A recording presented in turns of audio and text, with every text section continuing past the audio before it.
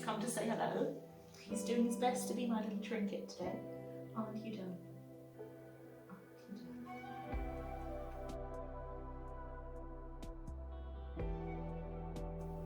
Hello everyone, welcome to the kitchen of the Slayer's Cake. My name is Lady Vexalia de Rollo, and today I'll be taking you through my recipe for my famous smouldering chocolate pots.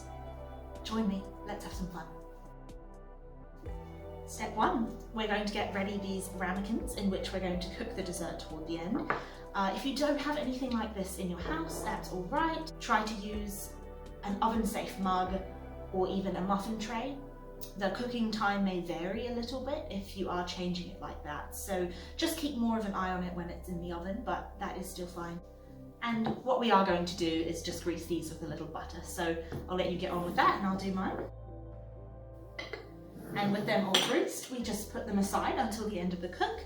I've gone with 4 ramekins today, but there is a chance that you may be able to fill up to 6. It does depend on how large they are. These are quite big. It's time to just preheat the oven.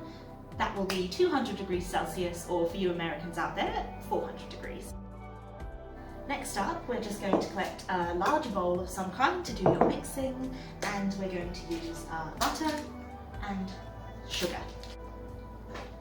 Now I'll be weighing the butter in grams, and the sugar I'll be measuring in cups.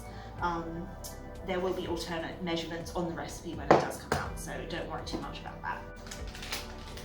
Now, I don't always measure precisely the weights. I do have a good eye, as we all know, so I don't have to measure it. That's 64, it's a little more than I need, but I will just use that. Too much precision just takes the fun out of things, doesn't it? Now, some of you may wish to melt the butter on your stovetop. That's totally okay. Obviously that's what me, Vex, is going to do, because even though my husband is the greatest inventor of our time, he has not designed anything called a microwave yet.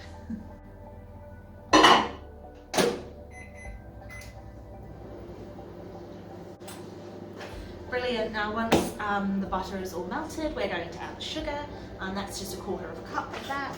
I prefer to use caster sugar, just that finer grain tends to produce something nicer in my opinion.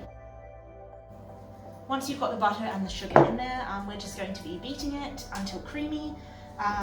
Obviously I will be authentically doing that by hand. Not too hard when you have an archer's shoulders like me.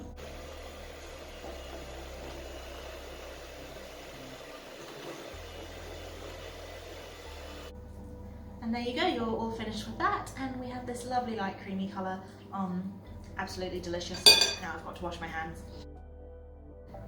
Alright, next up we'll add our eggs, and you'll need 3 eggs, and we will be beating after each one.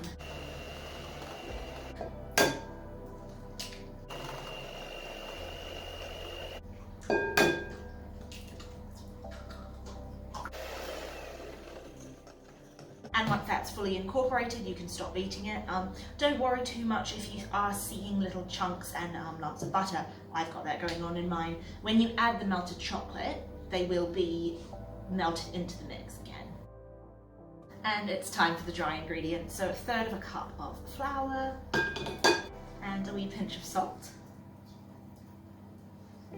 And then we just mix it in until smooth.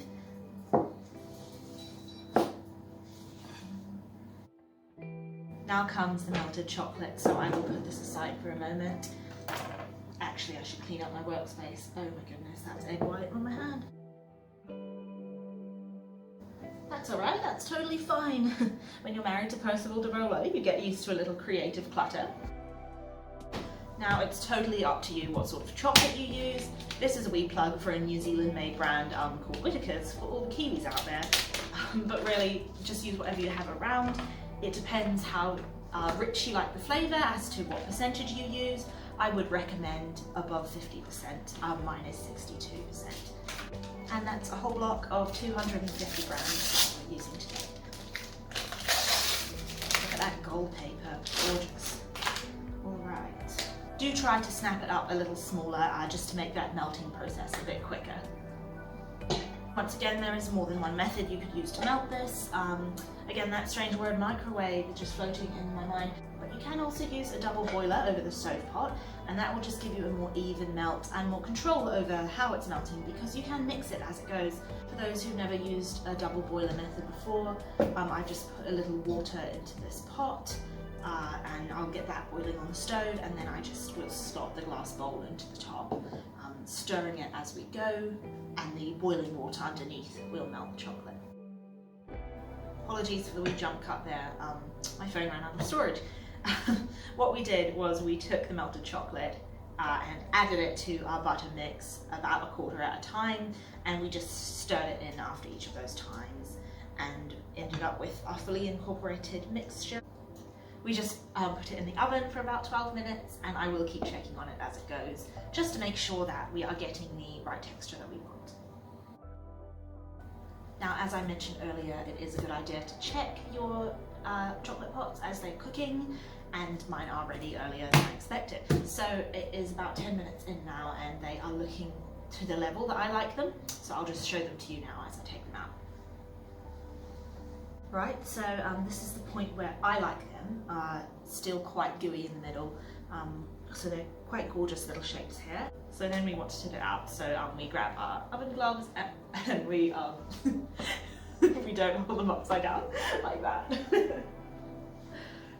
We turn them around. Okay, we grab our oven gloves and we just, I find this easier, just carefully tip it out, making sure that you're not breaking it completely.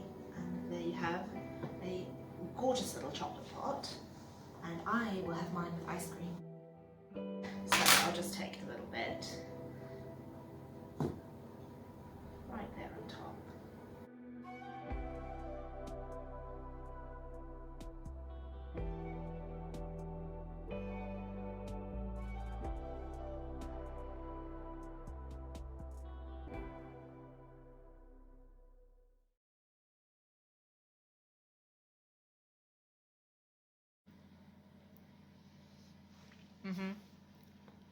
That's good. Hope you had fun.